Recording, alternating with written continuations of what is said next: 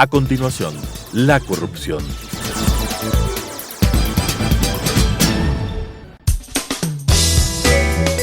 Clasificación B, bajo supervisión de un adulto.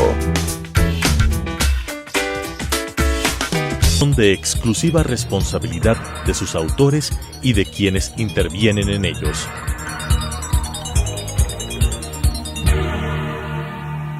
Telesucesos Canal 29 UHF presenta La Corrupción.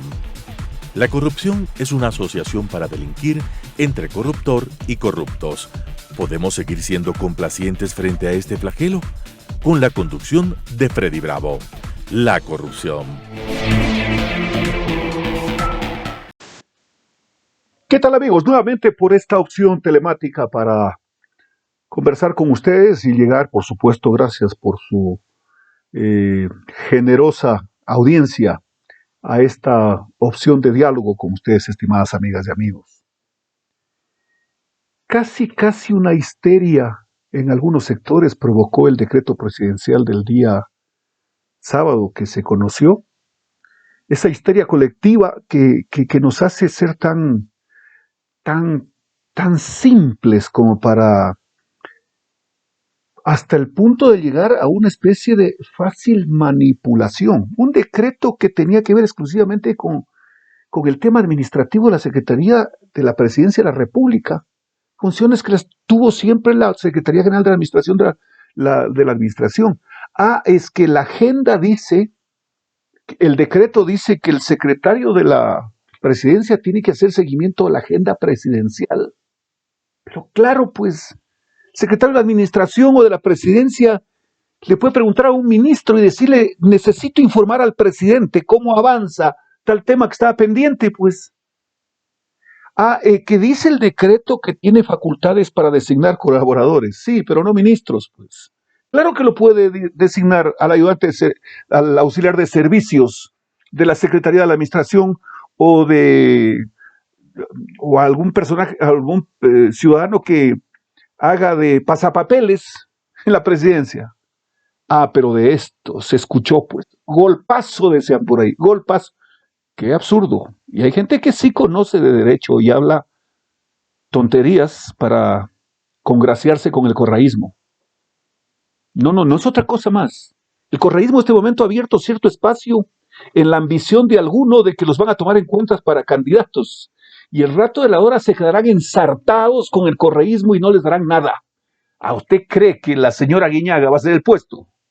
¿O el señor Pavel Muñoz, que habla imbecilidades por cantidades industriales, pagado por el Estado, va a ceder un espacio? No, es que Correa no manda, pues, porque además él está lejos y él está sentenciado.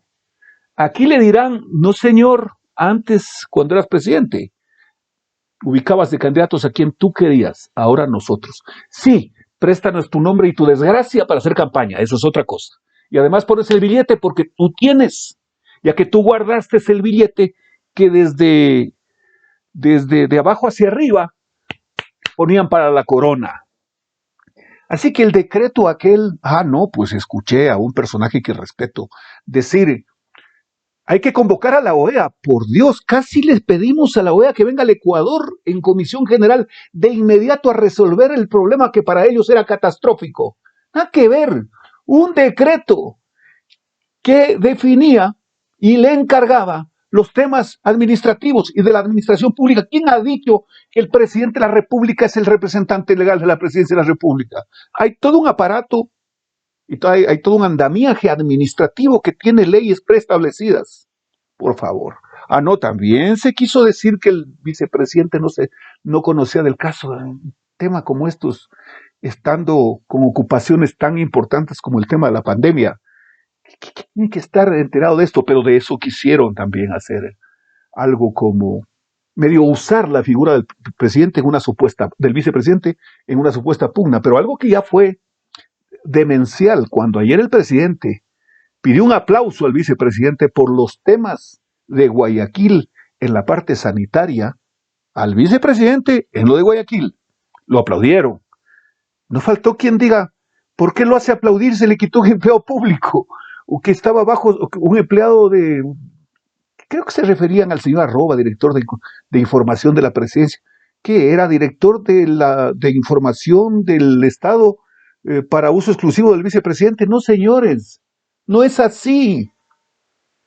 No lleguen a la esquizofrenia de que como hoy no pueden dar golpe de Estado como lo dieron antes, y con los golpes de Estado que dieron antes y que son ustedes los responsables porque hay que ponerlos en no sé si tenga espacio para la historia, pero donde sea, como responsables de los golpes de Estado que nos llevaron a Correa. Parecería que estaban ellos asalariados por el pueblo de Sao Paulo desde hace rato, para deteriorar tanto la democracia y llegar a Correa, a un bandido. Los espontáneos no faltan. Los espontáneos son siempre un problema. En la Plaza de Toros, por lo regular, salen de la plaza a la enfermería.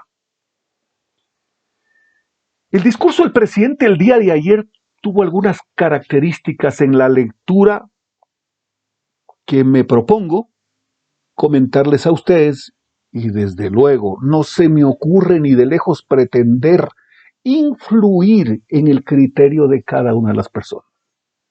Ni monitor, ni tutor, ni inductor, ni nada por el estilo. Cada ciudadano tiene la responsabilidad incluso de analizar lo que se dice y lo que hace y sacar sus propias conclusiones. El presidente dijo: señores, voy al último año de gobierno, luego de hablar de su gestión en la suma de los 3 años, una sumatoria.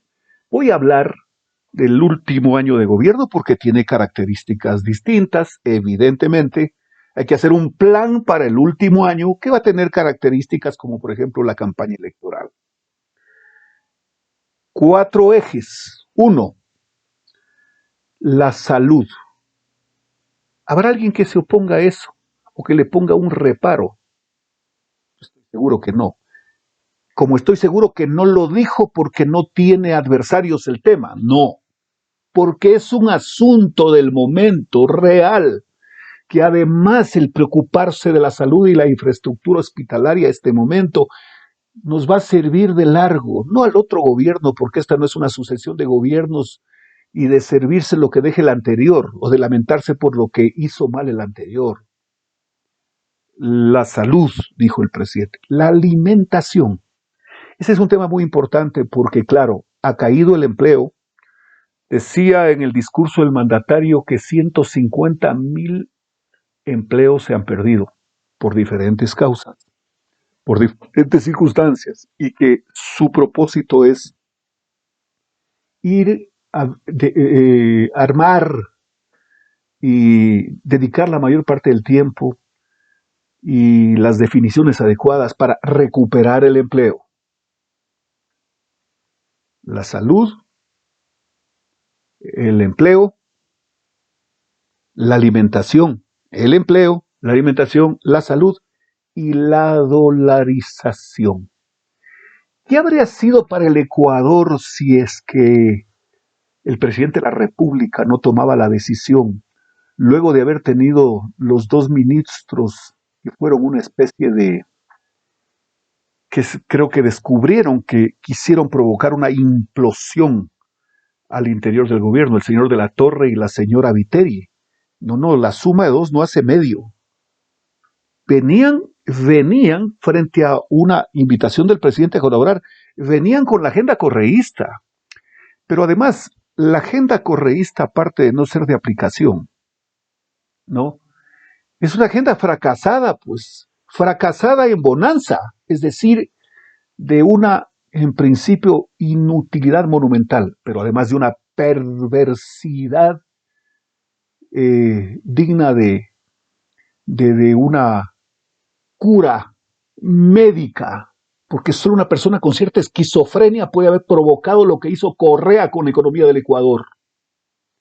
Luego de eso, el giro o el cambio de rumbo del tema económico nos permitió a nosotros que este instante con moneda, que no, con el dólar como nuestra moneda, no corramos los riesgos muy graves que podía haber corrido el Ecuador, porque nosotros necesitamos traer monedas al Ecuador, traer dinero por la vía de la inversión, de la cooperación internacional, porque van a caer, por supuesto, las remesas, no hay duda. ¿Qué tal que no cambiábamos de modelo y estábamos más o menos en las circunstancias de lo que está viviendo este momento Bolivia, en las goteras del default? Terrible. Ellos podrán devaluar y llegar al 4.000, 5.000%, como ya lo vivieron en Argentina en otros años. Sí, ellos no aprenden. La peste del peronismo los tiene bloqueados. Bloqueados. Sí, ahí tienen el peronismo y eso ha sido una especie de peste, vuelvo y repito. Así que el presidente dijo, vamos a blindar la dolarización. Voy a cuidar, no uso el término blindar, vamos a cuidar la dolarización. Y yo creo que eso da tranquilidad a todos. Da tranquilidad a la gente que tiene un salario, e incluso a la gente que tiene un ingreso informal. Capaz que el dólar que hoy recibe le sirve mañana o después de una semana, un mes, un año, en las mismas circunstancias y en el mismo valor. Es decir, para poder mantener la opción de incluso adquirir algún bien, un televisor, un radio, etcétera. E incluso alimentación, por supuesto, o primero alimentación. Así que eso es una decisión que nos compromete a todos. ¿Cómo vamos nosotros a sostener la dolarización también? Por la única vía que tenemos. Bueno, tenemos las exportaciones que seguramente se recuperarán. Escuché por ahí a un viceministro de Comercio Exterior medio como que decía que hemos exportado más que antes de la pandemia. Yo creo que eso puede ser un exceso, un error. No creo haber escuchado mal, porque solo así me explicaría que escuché mal. No, pues hay problemas en las exportaciones. Creo que hemos exportado menos flores, menos brócoli, ¿no? Menos petróleo, porque 3 oleoductos se rompieron. Menos petróleo y bajó el precio en algún momento con el castigo que tiene el Ecuador por su calidad de crudo. Estábamos por cada barril poniendo una cantidad de dinero por la baja del precio del petróleo, para poder colocarlo, si se quiere. La dolarización solo tiene, o mejor dicho, tiene como su aliado expedito al que no podemos renunciar jamás, que son los créditos internacionales, los multilaterales, que de alguna manera ya nos están desembolsando recursos para el Ecuador. Casi se me sale un término que no creo que sea adecuado. No nos están ayudando. Nosotros hemos hecho los deberes bien, o por lo menos de largo mejor que los anteriores, en la línea correcta, y tenemos apertura. Pero por supuesto, cuando vayamos al mercado de capitales, aspiramos a tener mucho más de lo que hasta el momento hemos conseguido. Si se dice que el Ecuador necesita algo así como 11.000, 12.000, 13.000, 14.000 millones de dólares solo por la vía de créditos, de esta contingencia al mercado de capital, de los multilaterales, pero fundamentalmente el mercado de capitales. Préstamos, cooperación, sería ideal y aspiro que sí, luego que pase esta crisis, esta pandemia, y cuando la demanda suba para lo que nosotros podemos hacer y exportar por la vía de la inversión, las condiciones laborales que seguramente van a tener que revisarse en función de que el generador de empleo, que es la empresa privada, demande trabajos temporales, también va a ayudar. Esos son los caminos realmente para que la dolarización se fortalezca. Nuestra moneda nos demanda cosas y la dolarización nos salvó también, porque solo por un instante pensemos la desgracia que nos habría tocado a nosotros con moneda propia. ¿Recuerdan ustedes? No nos comparemos con Venezuela, que eso ya es, pues, casi ir a lo inimaginable. No nos olvidemos lo que decía Correa en casi a sabatina seguida. Cuando teníamos un precio del petróleo alto, importante para nosotros, no en el precio internacional de los grandes productores de petróleo, pero pese a precios por barril de 80, 90, 100, 120, 140 algún día, menos el castigo 130. ¿Ustedes recuerdan que Correa decía, qué sería del Ecuador? ¿Y qué sería de mi gestión con moneda propia? ¿Ustedes lo recuerdan? Miren usted el odio que tenía este hombre, porque sí creo que alguien debió haberle dicho, oye, para ti tener moneda propia, tienes un problema inmenso menos, o no recuerdas lo que pasó en el Ecuador en el tiempo. Claro, pedirle a Correa mucho es más o menos estar en ese concepto. Cuando uno pide más de lo que la gente puede dar, el pendejo es uno. Yo no creo que él en algún instante se le ocurrió analizar la primera crisis financiera, la del 29, luego de la depresión del 29. No, claro, cuando no había banco central, sino habían bancos que emitían, por ejemplo, el Banco Comercial y Agrícola de la ciudad de Guayaquil, que lo conducía el señor Urbinajado. Ahí tuvimos la primera devaluación. Pero bueno, decía este hombre, ¿qué sería del Ecuador con moneda propia? Denme moneda propia y yo resuelvo. Cuando bajó el precio del petróleo decía, denme moneda propia y yo resuelvo. ¿Qué iba a hacer? A devaluar. Sí, a la gente le iba a dar más billetes, pero con más billetes iba a comprar menos. Eso quería. Es que esto es increíble haber escuchado esto en forma reiterada. Vuelvo y repito, el tema de la dolarización muy importante, la salud, el empleo y la alimentación. Quiero detenerme unos minutitos en el tema de la alimentación. La alimentación es indispensable para llegar a la gente que no tiene ingresos, por supuesto, pero también para orientar y reorientar el tipo de alimentos para ciudadanos vulnerables en los centros de ancianos, en los asilos de ancianos,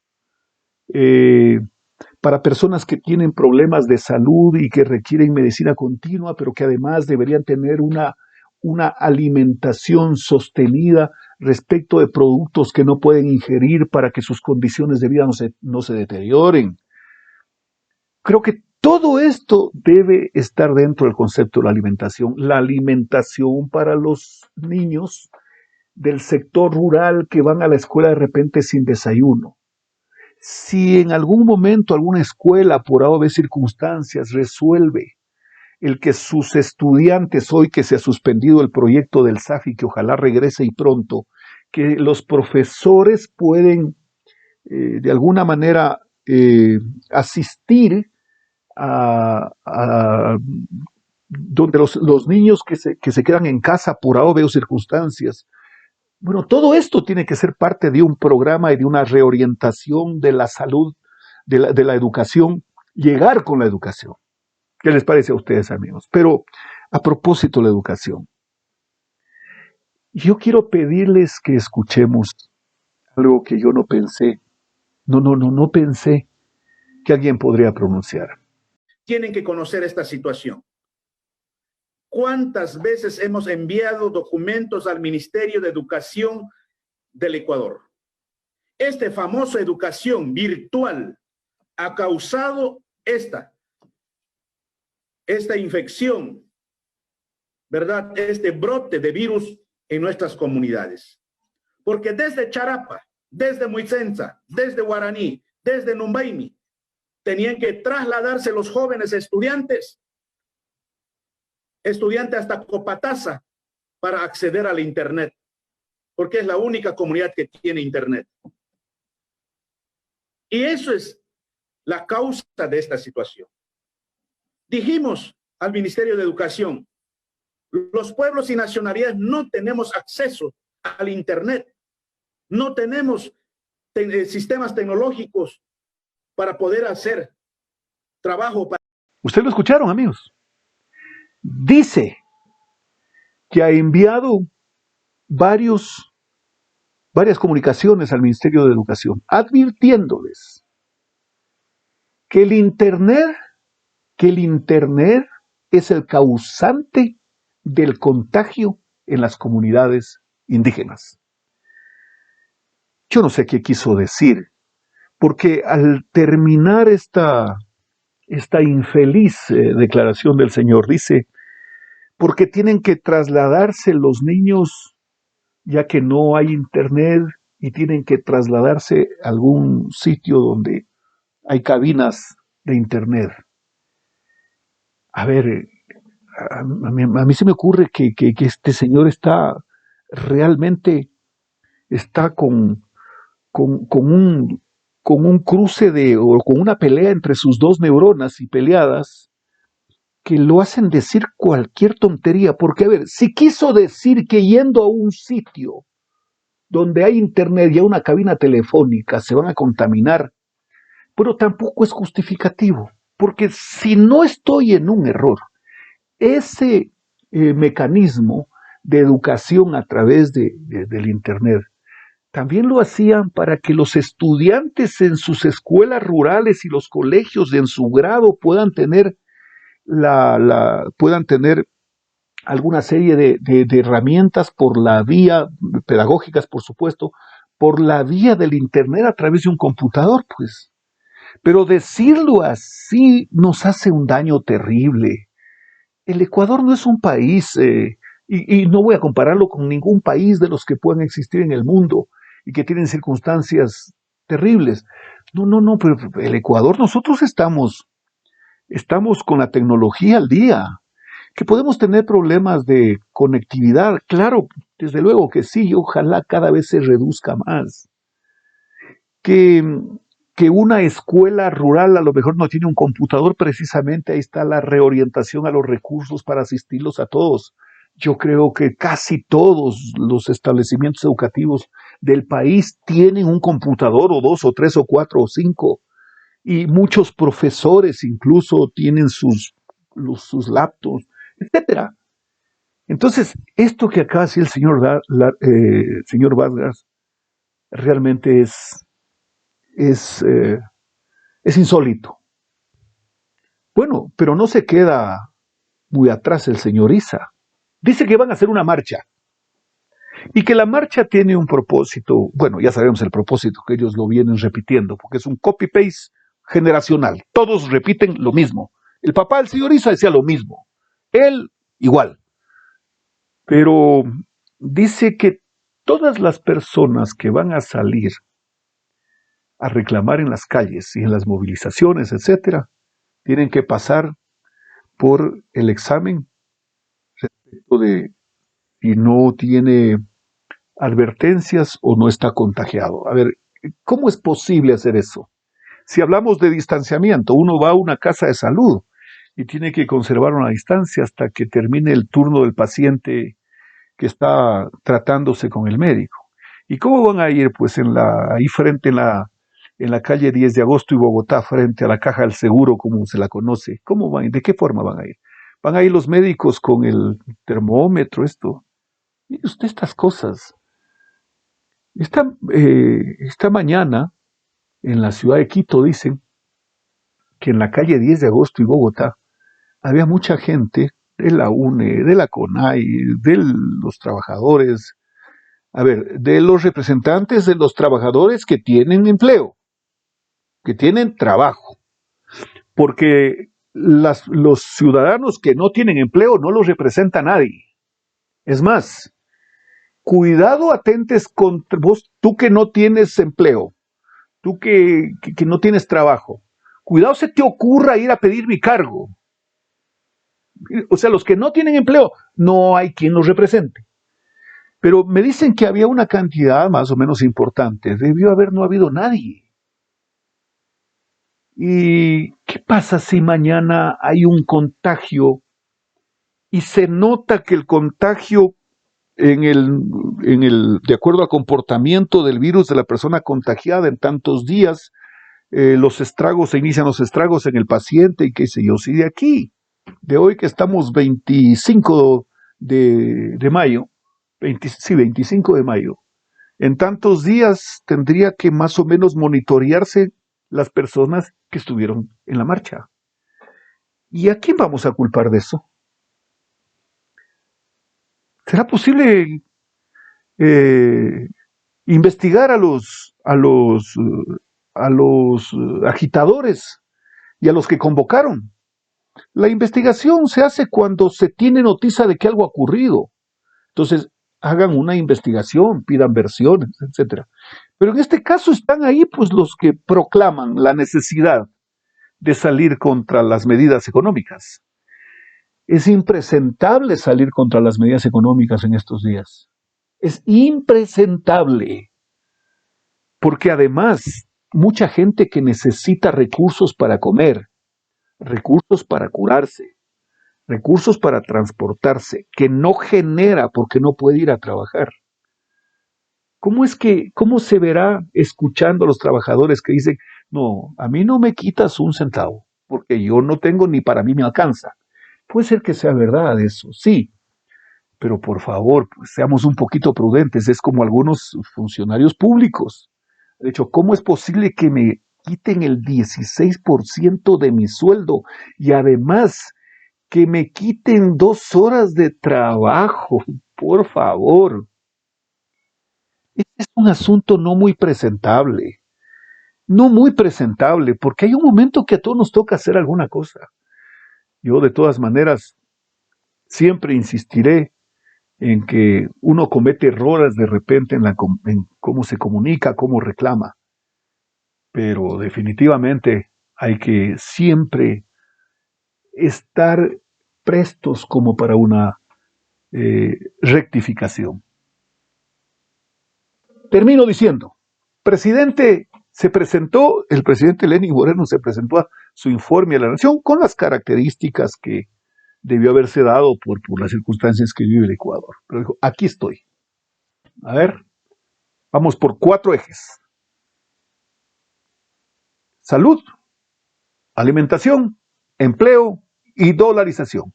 Y quiero recordarles, muy mal hicieron los que no apoyaron nuestro proceso legislativo para obtener recursos, primero por el lado del crédito, a través del proyecto de finanzas públicas, y luego por el lado de la solidaridad y de la opción que trance el empleador con el empleado con la ley humanitaria. Así que gracias a los que no lo hicieron. Yo digo, solo faltó que diga, y ya veremos los que se opusieron cuando lleguen, si van a subir los sueldos, si van a poner leyes más firmes para la estabilización laboral, si van a subir la jornada de trabajo y si van a resolver los problemas hospitalarios y sanitarios tan rápido como decían que se lo puede hacer. Señoras y señores, qué gusto haber estado con ustedes. Nos vemos la próxima semana.